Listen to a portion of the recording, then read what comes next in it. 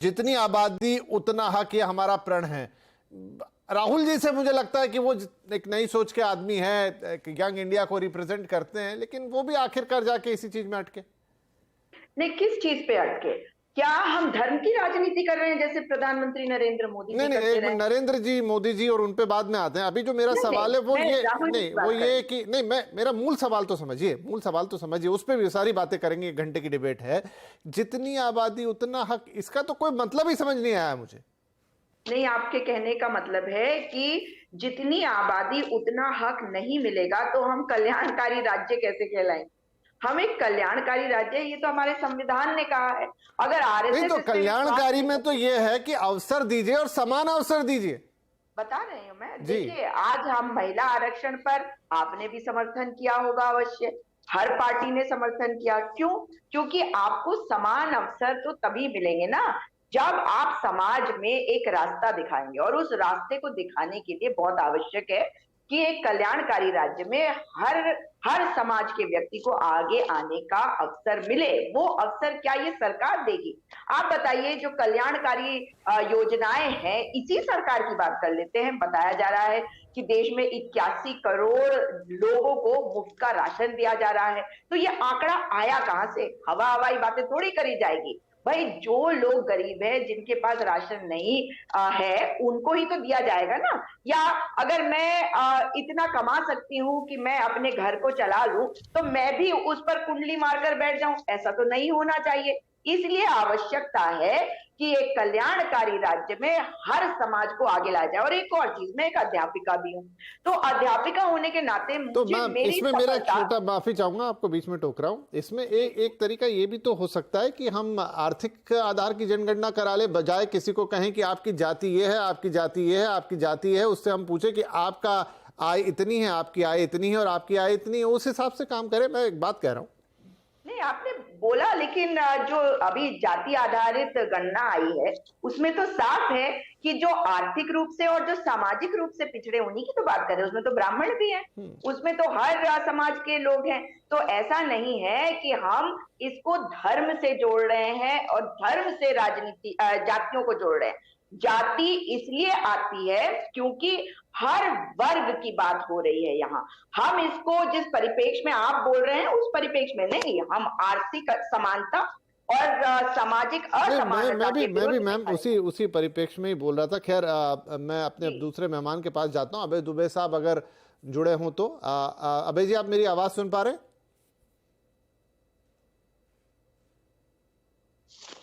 मेरी आवाज आपके पास आ हाँ रही जी, है? हाँ जी, हाँ जी। मैं जी। कह रहा था, मैम से बात हो रही थी, सुजाता मैम से, तो मेरा ये मानना है कि आप जातीय आधार की जगह अगर आर्थिक आधार करें, वो ठीक है, उन्होंने अपने एक्सप्लेनेशन दिए कि उसमें से हम आर्थिक आधार ही ढूंढ रहे हैं।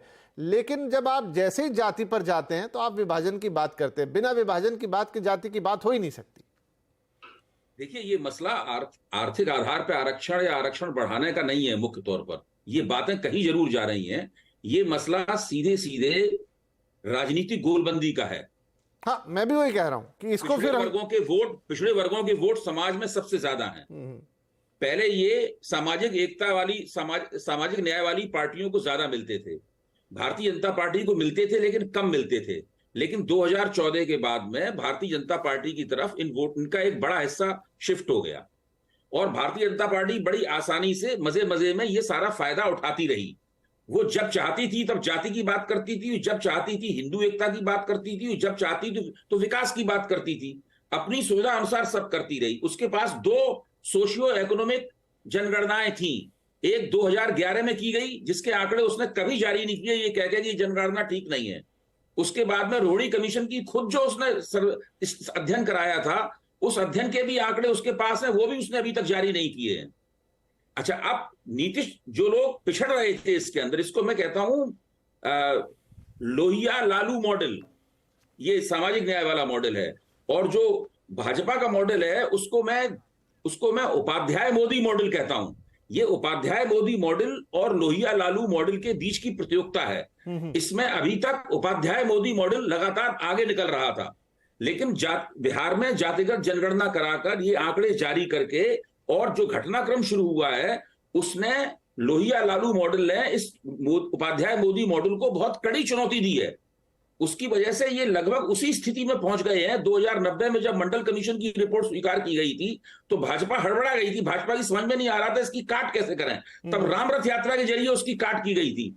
अब फिर से भारतीय जनता पार्टी अंधेरे में टटोल रही है कि कोई ऐसी बात मिल जाए, कोई ऐसा तर्क मिल जाए जिसके आधार पर हम इसकी काट कर सकें। ध्यान कीजिए, जो अडवाणी की रथ यात्रा थी उसके इवेंट मैनेजर कौन थे? नरेंद्र मोदी।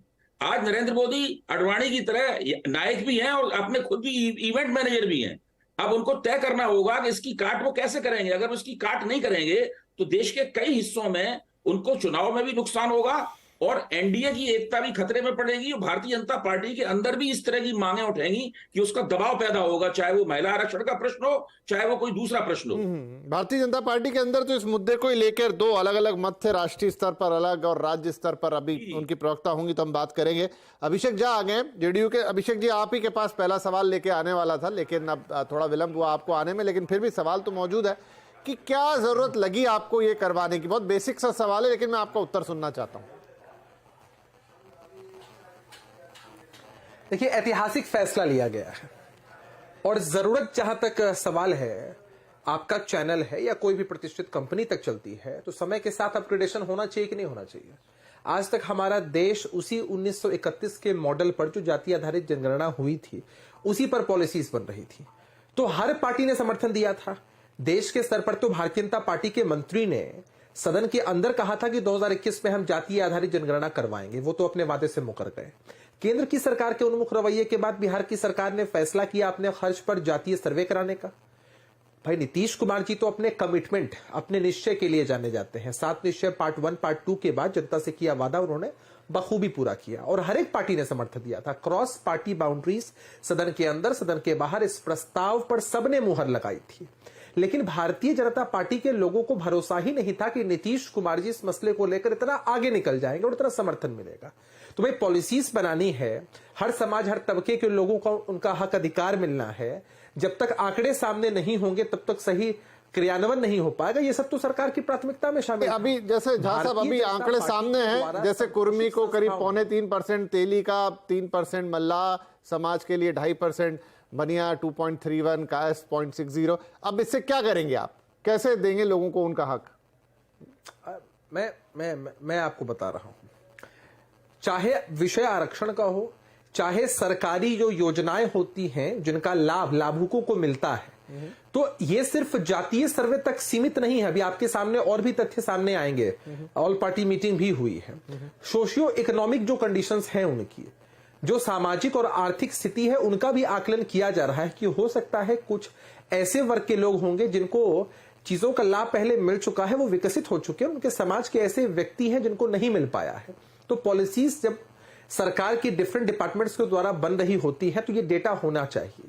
और ये डेटा जब होगा, बहुत लोग उसको चुनावी अभियान के हिसाब से देखते हैं। अरे, नीतीश कुमार जी तो वो नेता हैं जिन्होंने 2005 में बिहार की बागडोर संभाली, 2006 में पंचायती राज व्यवस्था में 50% आरक्षण महिलाओं को दे दिया, नियोजित शिक्षकों के मामले में 50% आरक्षण दे दिया, सरकारी नौकरियों में 35% आरक्षण और बिहार के इंजीनियरिंग मेडिकल कॉलेजेस में बेटियों को 33% आरक्षित सीटें दे दी।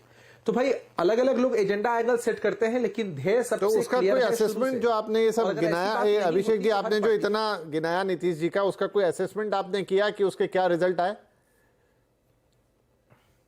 रिजल्ट आपके सामने है ना।